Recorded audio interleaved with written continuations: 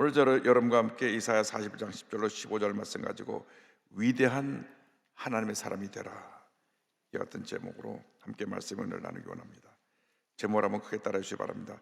위대한 하나님의 사람이 되라. 위대한 하나님의 사람이 되라.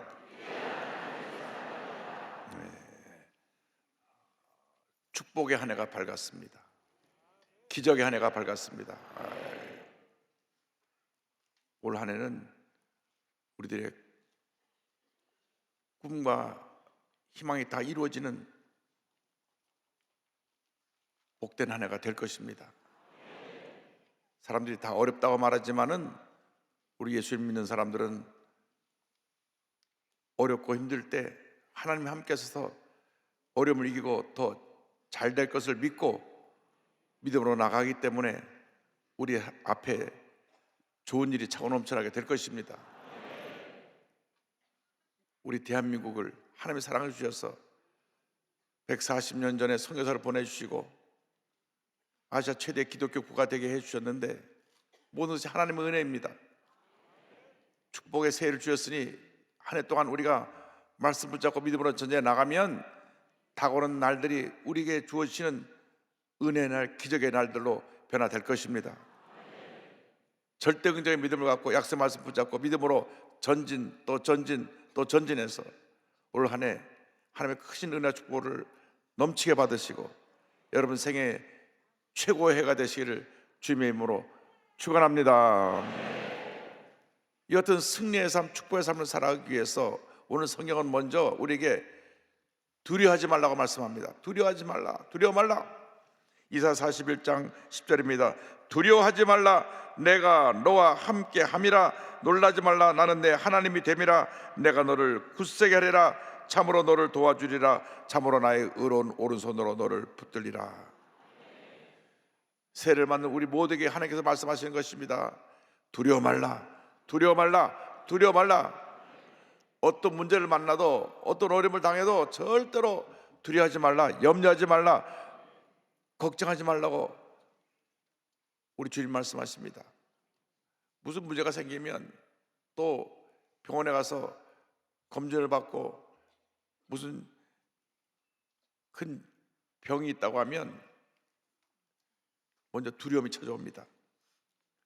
이 두려움은 악한 원수막의 도구인 것입니다.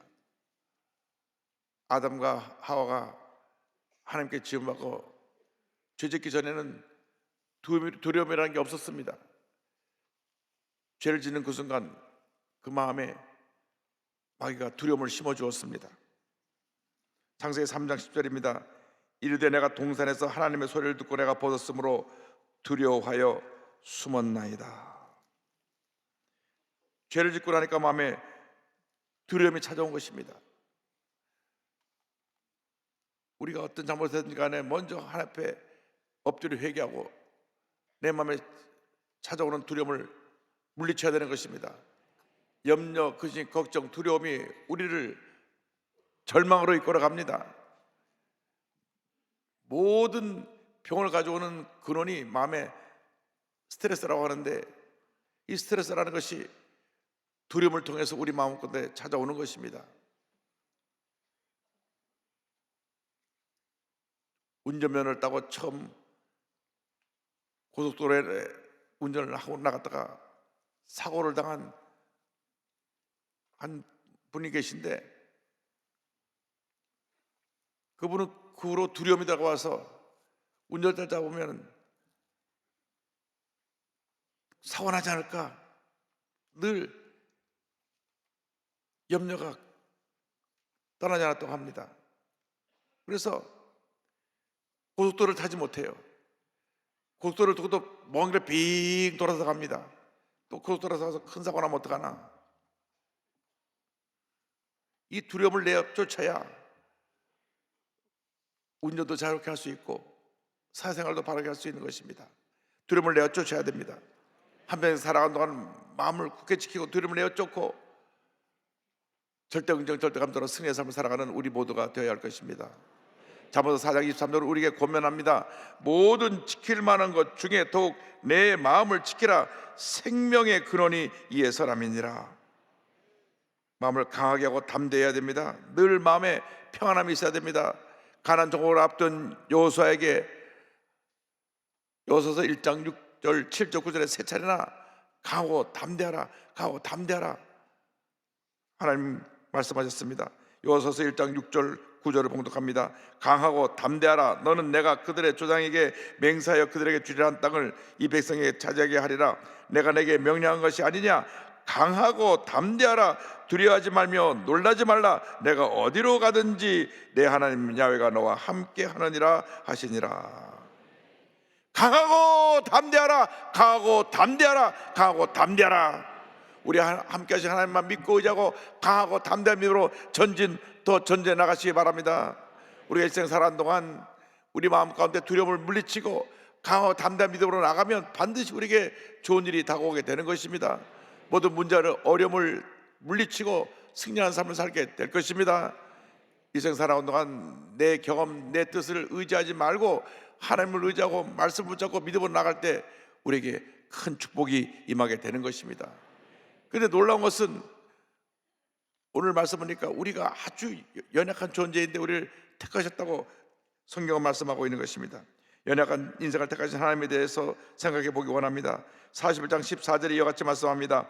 버러지 같은 너 야곱아, 너 이스라엘 사람들아, 두려워하지 말라. 나 야훼가 말하노니 내가 너를 도울 것이라. 내 구속자는 이스라엘의 거룩한 이인이라. 하나님께서 하나님의 백성 이스라엘 백성을 버러지 같다고 불렀습니다. 버러지 같은 너 야곱아. 하나님이 우리가 어떤 존재를 잘 알고 계시기 때문에 그렇게 말씀하신 것입니다. 우리가 힘이 있는 것 같고 모든 게 다 할 것 같지만은 참 연약한 존재입니다. 말 한마디만 들어도 막 낙심하고 절망해서 스스로 무너지고 밤에 잠을 자지 못하고 괴로워하고 누가 SNS에 뭘 통해서 공격하면 그날로 큰 일이 난 것처럼 그냥 절망이 엄습해 와서 그냥 꼬꾸라지는 우리 연약한 모습입니다. 그래서 하나님이 우리 그런 연약한 모습 보고 버러지 같은 너 야곱아라고 말씀하신 것입니다. 바로 이전 성경에는 지렁이 같은 너 야곱아라고 성경은 번역되어 있습니다. 지렁이는 벌레 중에서도 버러지 중에서도 가장 연약한 존재입니다. 땅 속에서 흙을 파며 그 안에서 삽니다. 지렁이는 소리도 지르지 못하고 힘도 써보지 못하고 땅에서 꿈틀거리고 존재할 뿐인 것입니다. 우리가 바로 그 같은 존재입니다. 우리가 힘 있는 것 같지만 말 한마디에 쓰러지고 무너지는 연약한 존재입니다. 급기야는 자기 인생을 포기하기까지 합니다. 절대 여러분 누구에게 무슨 말 들어도 어떤 어려움을 당해도 이 고귀한 삶을 포기하면 안 됩니다. 절대로 예수 믿는 사람은 자살하면 안 됩니다. 생명을 지켜야 되는 것입니다. 하나님이 우리를 택하셨기 때문에 우리를 살아가시기 때문에 지렁이같이 연약한 우리를 택하시고 자녀 삼아주시고 함께 하시고 돌보시고 인도해 주시기 때문에 우리는 주님 안에서 주님의 은혜로 살아가게 되는 것입니다. 우리가 깨달아야 될 것은 하나님 앞에서는 지렁이같이 연약한 존재고 아무것도 아니라는 것을 고백하면 하나님이 우리를 통해서 위대한 역사를 이루시는 것입니다. 우리 인간의 마지막은 하나님의 시작입니다. 다윗이 절망 가운데 이렇게 부르짖었습니다. 시편 20편 6절입니다. 나는 벌레요 사람이 아니라 사람의 비방거리요 백성의 조롱거리니이다. 이처럼 벌레처럼 깨어지고 낮아진 다윗과 함께하여 주셔서 하나님이 그를 위대한 이스라엘 민족의 주자로 민족의 영웅으로 왕으로 세우시고 오늘날까지 이스라엘 백성이 가장 존경하는 역사가까지 존경하는 인물로 자리하게 만들어 주신 것입니다. 나는 벌레요 아무것도 아님이라고 고백할 때 하나님께서 그를 귀하게 보시고 그를 높여 주신 것입니다. 사도 바울도 예수를 만나기 전까지는 한없이 교만했던 사람입니다. 그가 장래가 촉망되는 젊은이들의 대표되는 자로서 단지 사내들인 공회, 요즘 말하면 우리나라 국회와 같은 곳인데 그보다 더 권한이 있었습니다. 입법 행정을 겸천할 만큼 힘 있는 기구였는데 거기서 그를 청년 지도자로 세웠습니다. 그러니까 교만했습니다. 자기가 학벌이 좋죠, 가문이 좋죠, 또 뒤에 권력의 백그라운드가 있죠. 그러니까 자기가 잘난 줄 알고 그들의 명령을 받아서 교회를 무너뜨리는 데 앞장서고 예수 믿는 사람 붙잡아 감옥에 집어넣는 데 앞장섰던 사람입니다. 자기가 하는 일이 잘못된 것인지도 모르고 그냥 스스로 의로움에 갇혀서 그를 행했던 사람입니다. 그런데 그가 예수 믿는 사람 붙잡으러 다메섹으로 갔다가 빛 가운데 오신 예수를 만나서 꼬꾸라지고 눈이 멀고 난 다음 지렁이가 되고 난 다음 그가 변화되었습니다. 하나님의 위대한 사람으로 바뀌어지게 된 것입니다. 교만이 변하여 겸손이 되는 순간 하나님께서 그를 높여주시고 위대한 하나님의 사람으로 만들어 주신 것입니다. 여러분 모두가 지렁이같이 연약한 존재라는 것을 잊지 말아야 될 것입니다. 지렁이는 자기 소리를 내지 않습니다. 우리가 하나님 앞에서 내 고집, 내 주장을 하고 살면 우리는 부끄러운 삶을 사는 것입니다. 나는 아무것도 아닙니다, 모든 것이 주님의 은혜입니다 할 때 주님께서 우리를 붙들어주고 우리를 높여주시는 것입니다. 지렁이는 큰 소리도 못 내고 흙탕물도 못 만들고 사고도 못 치고 그냥 땅속에서 꿈틀거릴 뿐인 것입니다. 여러분, 우리가 하나님 앞에서 아무것도 아니면 고백할 때 하나님이 우리를 높여주십니다. 우리가 뭔가 자신을 착하고 잘난 줄 알고 큰 소리도 치고 문제도 일으키고 하는데 그것은 본인이 자신을 잘 깨닫지 못해서 그런 것입니다. 우리가 살아 숨쉬는 동안 나는 아무것도 아닙니다, 하나님 나와 함께 하십니다, 주님께 영광을 돌리면 주님께서 우리 함께 하셔서 우리를 높여주시고 위대한 하나님의 사람으로 만들어 줄 것입니다. 어떤 경우에도 우리 이웃 사람들에게, 다른 사람들에게 상처를 입히고 피해를 주면 안 됩니다. 주의 몸에게 상처를 입히면 안 됩니다. 우리가 이웃을 사랑하고 교회를 기쁨으로 섬길 때 하나님의 큰 축복이 우리 모두에게 임하게 될 것입니다. 그렇게 될 때 하나님께서 우리를 위대한 하나님의 삶으로 변화시켜 주십니다. 41장 15절을 말씀합니다. 보라, 내가 너를 이가 날카로운 세타잡기로 삼으리니 내가 산들을 쳐서 부스러기를 만들 것이며 작은 산들을 겨같이 만들 것이라. 우리가 깨어지고 나서 겸손히 주님을 섬길 때 하나님께서 우리를 높여주십니다. 우리를 변화시켜 주십니다. 사울이 변하여 바울이 됐듯이, 겁쟁이 시몬이 변하여 하나님의 능력 있는 사도 베드로가 되듯이 그 삶을 변화시켜 주시는 것입니다. 버러지 같은 존재에서 위대한 하나님의 삶으로 우리를 바꾸어 주시는 것입니다. 여기 새 타작기계 같이 우리를 바꾸어 주신다고 했습니다. 타작기계는 곡식을 타작하는 기계인데 이 날카로운 톱니가 있어 이 모든 곡식을 잘라내고 이 타작기가 통과하고 나면 곡식 알들이 끊어져 나와서 알곡으로 쏟아져 나옵니다. 이 톱니가 얼마나 날카로운지 한번 지나가면 이 톱니가 지나가마다 왁삭왁삭 모든 벼를 베어버리고 그 알곡들을 걷어냅니다.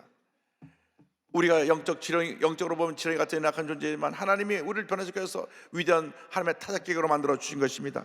더 이상 이제는 문제가 아닌 것입니다. 어떤 문제가 나가도 우리는 새 타작기가 되었으니 타작기계가 모든 곡식을 그 반을 다 왁삭왁삭 잘라내서 알곡으로 걷어내듯이 모든 문제를 우리가 왁삭왁삭 다 잘라내버리고 부숴버리고 산들을 가루로 만들어버리고 위대한 하나님의 사람으로 쓰임받게 될 것입니다. 민수기 14장 9절은 말씀합니다. 다만 야훼를 거역하지는 말라. 또 그 땅 백성을 두려워하지 말라. 그들은 우리의 먹이라. 그들의 보호자는 그들에게서 떠났고 야훼는 우리와 함께 하시느니라. 그들을 두려워하지 말라 하나. 가나안 정탐을 하고 돌아온 갈렙이 보고한 보고에 의합니다. 그들은 우리의 밥입니다. 우리가 들어가서 그들을 점령합시다. 믿음이 없는 10명의 정탐꾼은 부정적인 보고를 합니다. 그들은 기골이 크고 거인들이고 그 땅을 우리를 삼키는 땅이고 우리는 그들 앞에 볼 때 메뚜기 같은 존재입니다. 그때 갈렙이 말합니다. 아닙니다. 그들이 우리의 먹입니다. 우리의 밥입니다. 들어가서 그들을 점령합시다. 할렐루야. 우리는 새 타작기로 변화가 된 것입니다. 우리 앞에 어떤 문제가 우리 앞에 다가온다고 할지라도, 태자 같은 문제가 다가온다고 할지라도 우리가 이 새 타작기에 그 날카로운 톱니로 갈아엎던 것처럼 모든 문제산들을 갈아엎고 모든 어려움을 갈아엎고 왁삭왁삭 잘라버리고 우리가 믿음으로 전진해서 위대한 승리자의 삶을 살게 될 것입니다. 절대로 여러분의 믿음이 약해서 무너지지 말고 강하고 담대하여 어떤 어려움도 문제도 다 물리치고 싸워 승리하고 위대한 하나님의 사람으로 아름답게 위대하게 크게 쓰임받는 여러분 모두가 되기를 주님의 이름으로 축원합니다. 여러분 보통 사람이 아닙니다. 이젠 지렁이가 아니라 새 타작기계입니다. 타작기계는 부숴버리고 알곡을 만들어내는 기계입니다. 어떤 문제들이 여러분에게 다가와도, 태자 같은 문제에 다가와도 모든 문제가 부숴버리고 난 다음 여러분에게 축복의 알곡들이 차고 넘쳐나게 만들어 줄 것입니다. 강하고 담대하십시오. 믿음으로 전쟁에 나가십시오. 거룩한 꿈을 가시기 바랍니다. 반드시 좋은 일이 일어나게 될 것입니다. 제가 정말 버러지 같은 인생에서 위대한 타작기가 된 강영호 박사님을 소개하기 원합니다. 2012년에 하나님의 부르심 받고 총과하셨는데요, 13살 때 축공을 맞아갖고 눈이 멀었습니다. 그러니까 아들 하나 믿고 살던 어머니가 충격을 받아갖고 어머니가 또 돌아가셨어요. 그런데 그 집에 누나가 있는데 고등학교 다니다가 중퇴하고 동생을 돌봐야 되니까 방직 공장에 들어가서 일을 하면서 과로해서 일을 하다가 그만 누나도 세상을 떠납니다. 고아가 된 거예요. 근데 고아가 되기 직전에 이 누나가 저 대두동에 가면 천막교회가 있는데 거기 가면 병 고친다 그런 소리를 듣고 동생을 데리고 천막교회를 찾아간 것입니다. 그때 만난 분이 우리 조용기 전도사님, 그 당시 26, 7쯤 됐 전도사님이신데 그 옆에 우리 조병호 목사님 서 계신 것 같고요. 자, 그런데 조병호 목사님이 강영호 박사님 만났던 얘기를 종종 하셨던 게 납니다. 이 목사, 내가 그때 그 강영호 박사를 처음 봤을 때 말이야, 웬 꾀지지한 여자아이가 동생을 데리고 왔는데 걔는 완전히 그냥 온몸에 그냥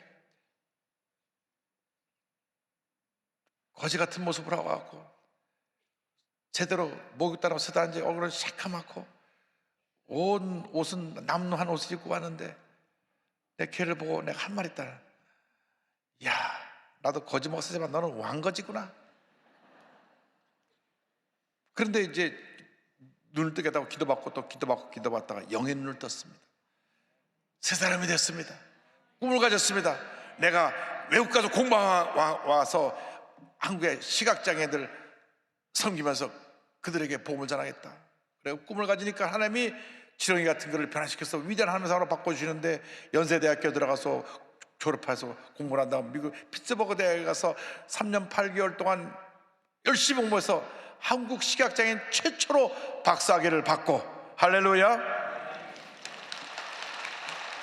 2001년부터 2009년까지는 부시 대통령 때에 미국 백악관에 국가장애인위원회 정책차관보를 지냈고, 그 다음 유엔 세계장애인위원회 부의장 겸 루즈벨트 당 고문으로 7억 명 가까운 그 세계장애인 복지를 위해서 힘쓴 위대한 하나님의 종으로 그가 쓰임을 받았습니다. 최장암 말기를 선고를 받고 죽음을 앞둔 그가 걱정한 것은 자기 건강이 아니라 많은 장애인들입니다. 그가 세상을 떠난 이후 그의 꿈은 그의 부인 서건옥 여사와 두 아들에게서 이어져 가고 있습니다. 서건옥 여사 장애인 저한테 와서 이 강영호 장학재단에서 이제 본인이 일하고 있다고 와서 말씀하고 가셨는데, 그분의 둘째 아들 크리스토퍼 강은 오바마 대통령 입법보좌관에 대해서 백악관에 들어가서 그가 오바마 대통령을 옆에서 보좌했습니다. 그는 에드워드 케네디 상원의원실에서 일하다가 2001년 변호사 29세 최연소로 미 상원의원 수석 법률보좌관이 되기도 했습니다. 큰아들은 안과 의사가 됐는데 아버지처럼 앞을 못 보고 눈에 문제가 있는 분을 치료해주겠다고 해서 안과 의사가 되고 지금 조지타운 명문대학의 의과대학 교수로서 일하고 있습니다. 이 두 아들은 어머니와 함께 장학사업을 통하여 제2, 제3의 강영호를 길러내고 있습니다. 저에게 장애는 축복 그 자체였습니다. 저를 보면 어둠인데 주님을 보니 빛이었습니다. 그래서 주님만 보았습니다. 장애는 불편함 일수는 있어도 불완전함은 아닙니다. 누구나 겪을 수 있는 질병과 같은 것입니다. 당신을 지배하는 생각의 장애, 마음의 장애, 영의 장애를 뛰어넘어 나의 장애보다 크신 하나님을 바라볼 때 꿈은 이루어집니다. 하나님은 저의 실명을 통해 제 삶뿐만 아니라 세상을 바꾸셨습니다. 실명을 하기 전 저는 딱히 세상을 살아가는 목적이 없었습니다. 원대한 꿈을 가지고 세상에 나아가 이 세상을 더 아름다운 곳으로 만들겠다는 생각 같은 것은 해본 적이 없었던 것입니다. 그런데 실명을 하고 나서야 저는 꿈을 가졌습니다. 그때서야 온전히 하나님의 도구로 살아가겠다는 생각이 들었고, 목표가 생기니 공부할 여유도 생겼습니다. 저는 아무것도 보이지 않아도 희망으로 가득한 삶을 살았습니다. 제 생애는 결코 고통의 시간들이 아니었으며 하나님이 베풀어 주신 축복의 시간이었습니다. 할렐루야. 더 이상 버러지 인생으로 살지 마시고 거룩한 꿈을 꾸고 이 강영호 박사처럼 위대한 세타작기로 변화되어서 하나님의 큰 역사를 이루는 하나님의 위대한 일꾼들이 다 되시기를 주님의 이름으로 축원합니다. 축원합니다. 축원합니다.